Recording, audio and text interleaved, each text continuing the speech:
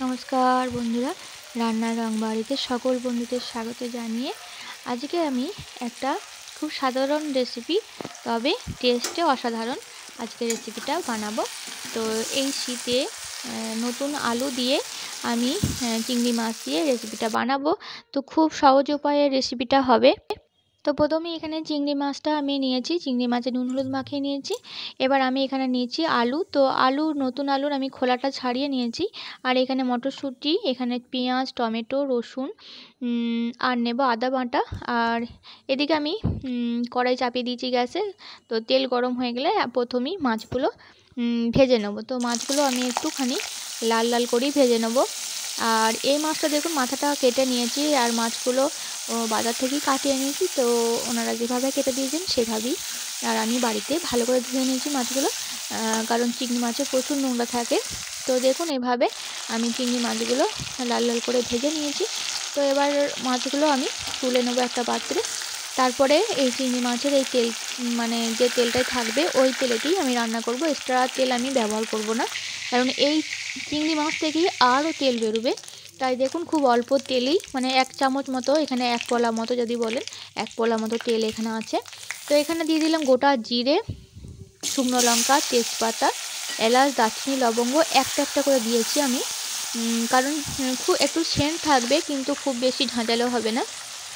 তারপরে আমি দিয়ে দিলাম আলু দেওয়ার পর নুন দিলাম। তো নুন দিয়ে আমি আলুটা ভালো করে ভেজে নেব। তো এখানে আলুটা ভাজাটা কিন্তু খুবই দরকার। তো আলু একটু ভাজার পর আমি দিয়ে দিলাম এখানে রসুনটা আমি থেঁতো করিনি, গোটায় দিয়ে দিয়েছি। আর পেঁয়াজ, আর দিলাম মটরশুঁটি।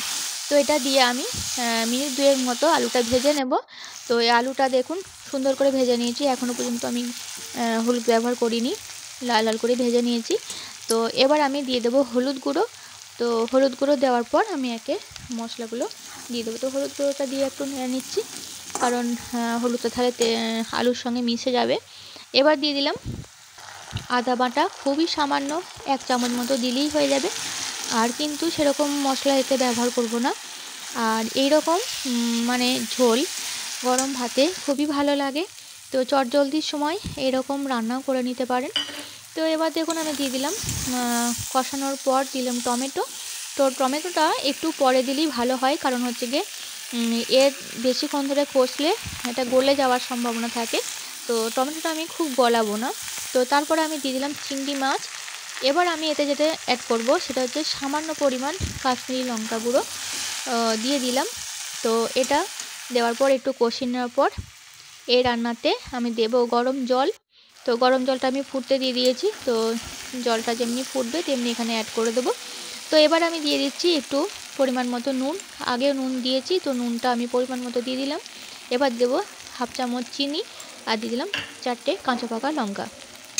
তো যেহেতু এখানে নতুন আলু ব্যবহার করা হয়েছে, তাই একটু মিষ্টির পরিমাণ বেশি থাকে, তাই আমি ঝালটার জন্যে দিয়ে দিলাম কাঁচা লঙ্কা। এবার আমি দিয়ে দিলাম গরম জল। তো গরম জল দিয়ে বেশিক্ষণ ফুটতে হবে না, কারণ আলু অলরেডি সেদ্ধ হয়ে গেছে।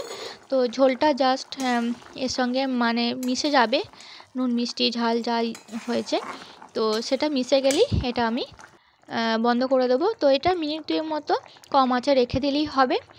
আর এখানে হালকা একটু গরম মশলা ব্যবহার করলে খুব ভালো হয়। তো আর যদি না চান তাহলে এভাবেই রেখে দিতে পারেন। তো এই মাছের যে ঝোলটা করেছি, চিংড়ি মাছের ঝোলটা আলু দিয়ে, তো এই গ্রেভিটা আপনাদের পছন্দ অনুযায়ী রাখবেন, যে যতটা পরিমাণ ঝোল রাখতে পারবেন। তো আমার তো রেডি হয়ে গেল, গরম ভাতের সঙ্গে সার্ভ করব। তো বন্ধুরা, কেমন লাগছে অবশ্যই জানাবেন, জানালে আমি একটুখানি উৎসাহ পাই। ভালো থাকবেন।